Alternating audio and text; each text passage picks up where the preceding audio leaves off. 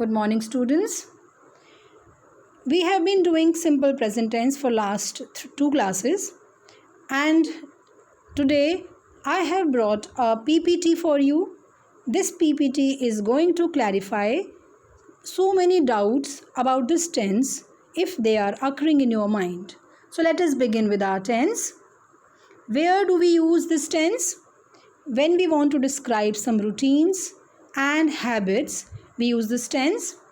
For example, we use simple present tense to describe routines and habits. Example, I play soccer on the weekends. I is the subject, the doer, and play is the verb, action. I is first person singular, so we will be using first form of the verb as it is. In the second sentence, ITSA, ITSA is an organization. It's a place. ITSA opens every morning at 7 a.m.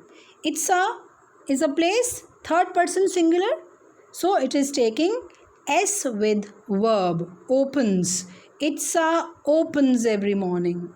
Then we use simple present tense for describing some facts and truth. Let's have some example of this kind also. Water boils at 100 degrees. Water again is third person singular, it, and it takes verb plus S, boils.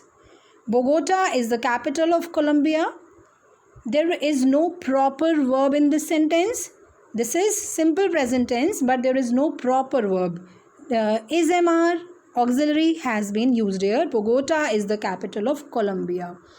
Coming to the next slide, we use simple present tense to describe scheduled events. When our programs are fixed, certain events are fixed, then we use this tense. For example, the bus leaves at 8 a.m. Every day there is a fixed time for bus to leave, and the bus is third person singular, it.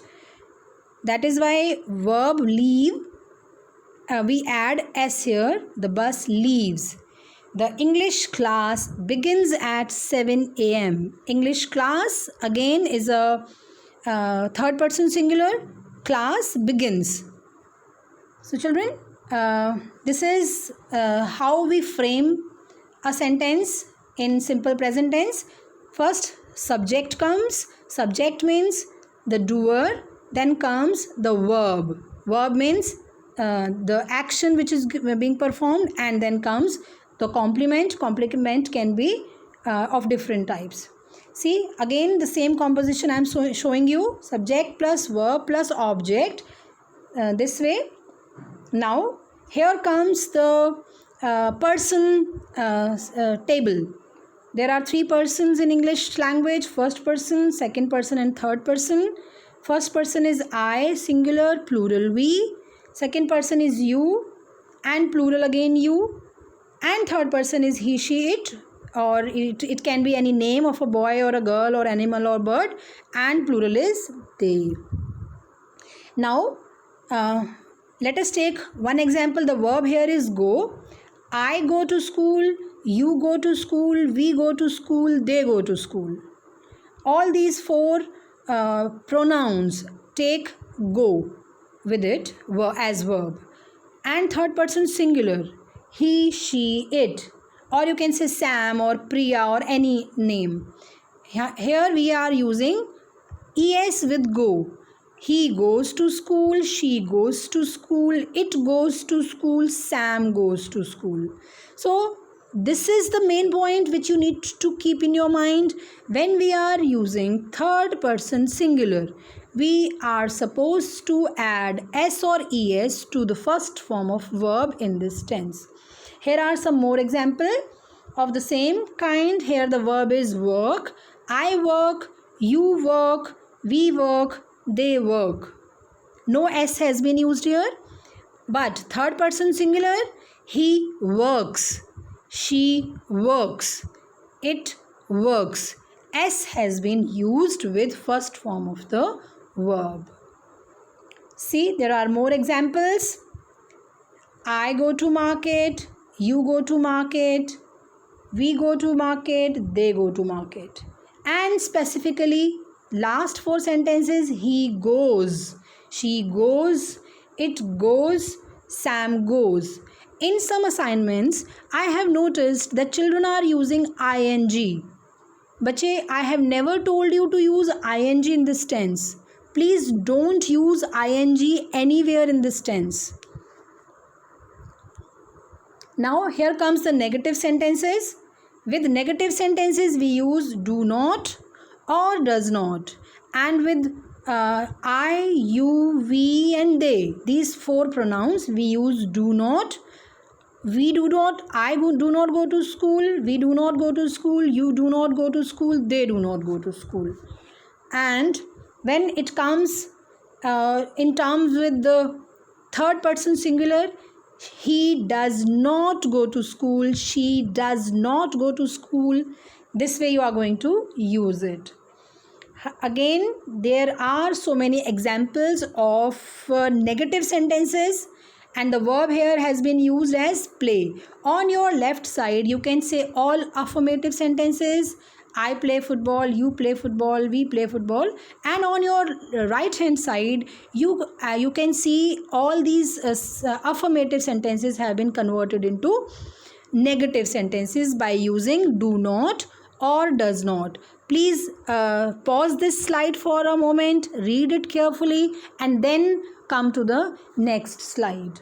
Here comes the next slide. In this, you are going to learn how to convert affirmative sentences into interrogative sentences. Interrogative means question form.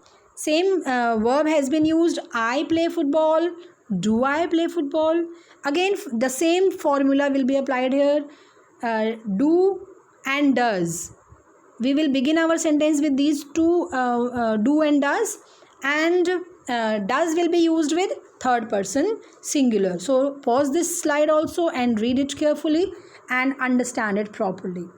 Now there are some sentences for you. Sue dash English. Sue is a girl. So what we are going to use here? Studies. We will be using Sue studies English. I dash to Itsa. Brackets, in the brackets it is given not walk. Not walk means you are supposed to make it a negative sentence. I do not walk to Itsa. And third sentence is an interrogative sentence. You are going to start your sentence with do or does. And here the subject is you. So you are going to use do. Do you play soccer?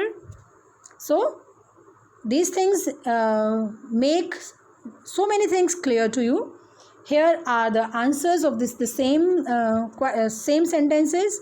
And children, here is a homework assignment for you. There are 3 columns given here. Some sentences are given. In first sentence, sunlight helps plants grow.